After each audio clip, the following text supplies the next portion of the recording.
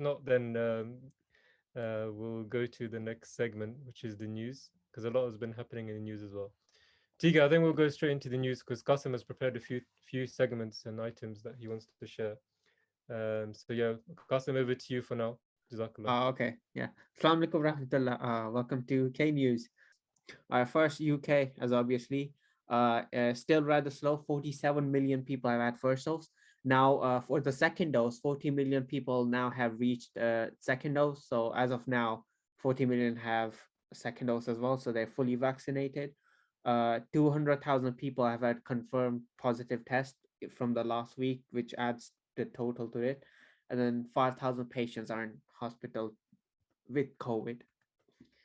In Afghanistan, UK troops are being sent there to get Britain out as the Taliban have conquered and lay siege to a lot of major some towns and major points, important points.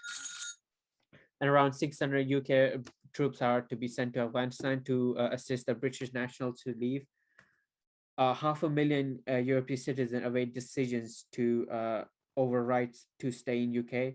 So, as due to Brexit, 500,000 European citizens, which means people in Europe and they were EU citizen, are waiting a decision over UK. And there are about like 569,000 cases. They're still pending in July, since July. Informative news: how can we all get more sleep, more high quality sleep? So obviously with this COVID, it's one of the major things that has causes insomnia. And if it has like a University of Wolverhampton did a research study and they found that from the people who have experienced insomnia have rise from 1/6 people to 1/4, so which is a big change. So some tips that can be that have been given are obviously, first of all, have a consistent timetable for sleep. So rather than sleeping at random points, have like a consistent timetable like 10 to 8. And also try to, if you're going to sleep, try to remove all sort of electronics, work, or just distance yourself away from them, and that will help you sleep better. Entertainment news: electric cars, do ministers put their motor where their mouth is? Unfortunately, Boris Johnson has not yet purchased a hybrid electric car. He still drives his diesel cars, which is kind of a bad figure in the public media. So there are plans by 2030 all diesel cars will be banned, and by 2035 all hybrids will also be banned. Also, KFC blames supply issues for missing menu items. KFC has warned that supply chain issues are disrupting both their food and packaging stocks nationwide.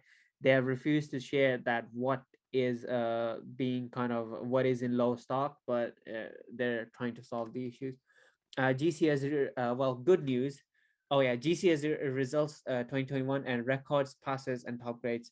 So good news, the GCSE results have broken a new record. Bad news, they have also broken a new record, which means they're better than us. Uh, so GCSE students have received another set of record grades, and with figure states that there have been like 2% increase with people getting A's and A star, and also another 2% increase in people's getting more C's, which is good. And top grades, as I mentioned, they from 26.2% to 28%, there have been a massive increase. And also, girls on average scored much better than the boys. Sports, football frenzy, as Premier League kicks in, a lot of big signings have been happening so far. So you have Lukaku, which has been signed with, and Ramsdale, Varane, Abraham, Conde, and Westergaard. They all have been signed to and changed, I believe. But I don't know much about football, so if someone else is an expert, they're welcome to kind of talk about it. Messi is the biggest news so far is Messi has left Barcelona, and kind of a week or 2 weeks ago, and shockingly kind of shocked the media, and now have joined a 2-year deal for has signed a 2-year deal with PSG, and he kind of landed in Paris 1 or 2 days ago. CJ Ujah, the British Olympic silver medalist, suspended after positive test for banned substance. So he was banned. I believe the substance is called ostarine. I think I forgot the name.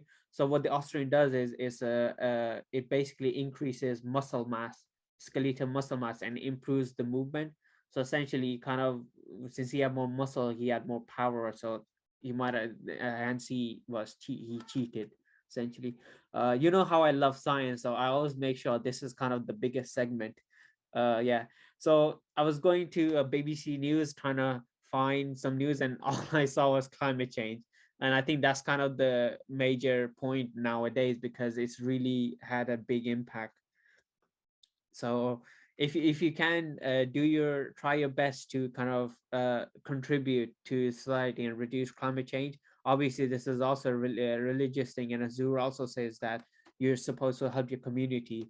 So let's do it, so they can so people can do more news about other things and not about climate change.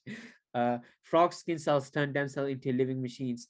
So here what scientists did, and it was on news, that they took some stem cells out of a frog and they kind of let them grow on their own. And what they found, that they kind of turned into living machines, and there's a lot of ethical questions being raised on what it can do and what things can be done. What they found was they normally lived up to 10 days, and also if they were kind of damaged, they would just heal themselves. And they also produced cilia, which essentially is like hair on cells, and they use those to move around. So essentially, yeah, they become living machines. And indigenous people in the Philippines have the most Denisovan DNA. So Denisovan are the species of human race which are related to Homo sapiens that went extinct. But recently, now they have found that the on Southeast Asian islands, the those habitants possess 5% Denisovan DNA genes. So that potentially could lead to maybe you could save the species, and it could also give a lot of allow us to research a lot more. uh a funny story, the first rock sample actually has gone missing. So engineers are trying to work out what went wrong when the US Space Agency Perseverance rover gathered its first rock, but it kind of it got lost. Disaster news. There's a as you know, with yesterday and even today, there has been shootings in Plymouth and a lot of fatalities. There have been total of 6 deaths, with the sixth person being believed to be the murderer, and he kind of took his own life. And Devon and Cornwall police were called to Biddick Drive in the Keyham area about 6:10 British summertime on Thursday. And there was a series of firearm incidents. The people kind of narrate the incidents that they saw a man with shotgun and then a lot of shooting. In Afghan, as I mentioned before, in Afghanistan, major cities have fallen to Taliban amid heavy fighting. And they have seized the city of Ghazni and Herat on Thursday, and which is, and they have taken the strategically important, really important places, and this increases the chances of them taking Kabul. The issue with Afghanistan is you have the massive mountain range called Hindu Kush. And what that essentially does, it separates, like there's 3 major cities like Kabul, Ghazni, and Herat. These 3 kind of major cities, they're legit separated by mountain ranges. So essentially, it's like a two kind of tendrils, tentacles, like going right through Afghanistan. So essentially, this has made it very hard for kind of Americans and any outside forces to invade Afghanistan, and also have given Taliban an advantage as they're more aware of they can easily kind of destroy roads and potentially hold back easily these countries. Jamaati news.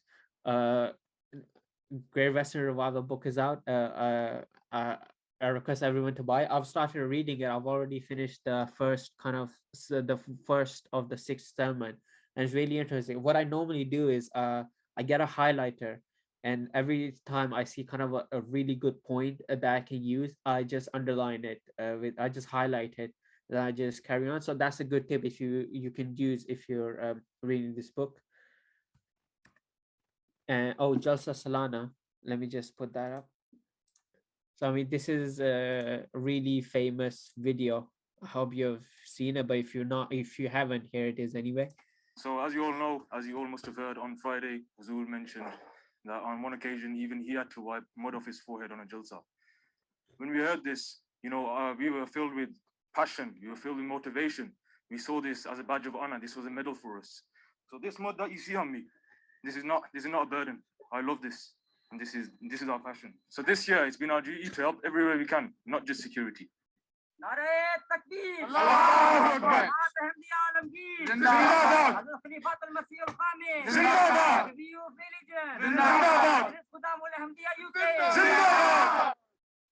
right. We also have This Week with Azur. So this was a really good thing that happened. Also, we have from today's sermon, we have a very interesting point that Azur mentioned. I would like everyone to listen to it.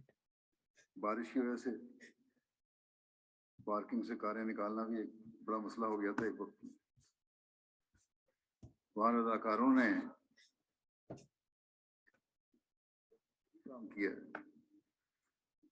और अमलन कारें उठाकर ही कीचड़ में से बाहर रखी हैं और इसमें इनके साथ बाज़ दफ़ा दूसरे को शोबों के कारकुनान जो फारग होते थे शामिल हो जाते थे। बाज़ ने मुझे लिखा कि हम शामिल होते रहे। फिर So obviously this was a really point I really loved. So I'll summarize it. So what Hazur said, that people from who were doing other duties saw the opportunity and decided to help out with the parking duty. Obviously, I was there and I saw a lot of Amumi and security members also joined in and started helping. So this was a really amazing thing, and we can actually take this for lesson that if you're doing a duty and you've done it and you see someone else that also needs help, don't hesitate to help them as well. Discussion news, I mean, obviously it was about Jalsa Salana and we've already had a talk. So yeah, Jazakallah for listening to K News. I'll leave it to Murabbi Saab now. Jazakallah Qasim, brilliant, very nice, nicely put together.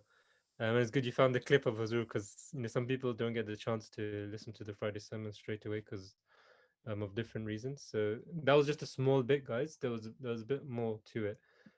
So do try to listen to it. So Muslim will cover it in a second. But just before we go to that, just wanted to highlight that video which you saw of the Beirut team.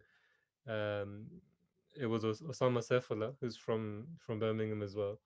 And the beautiful, that quote, that mud you see on me, is something that you love. It's really beautiful to show that his love for Khilafat and how his experience was as well. So another beautiful example of how Allah Ta'ala gives his fazl and his grace to those who he wishes. And alhamdulillah, it's another one from our side of the country.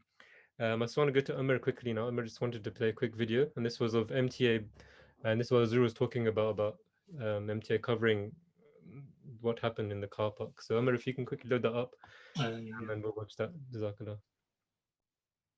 Harun was saying before as well about how in Pakistan they prepare, and when I was in Pakistan, I was there for just over a month, and I saw exactly with my eyes how it all happens. And we even asked him, why do you go through all the effort? It's not going to happen. And he said this was a direct instruction from Azur that if ever the instruction does come, then we would be ready for it, and we won't even hesitate on holding the best jalsa possible. And at the same time, it continues everyone knowing how to do their duty and understanding exactly the importance of their duty and never losing out on that as well.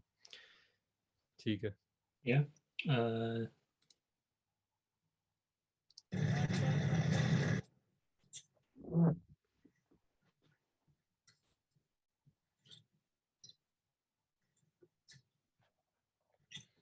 Is there sound to it? Yes, on. I'm not sure if you can hear it.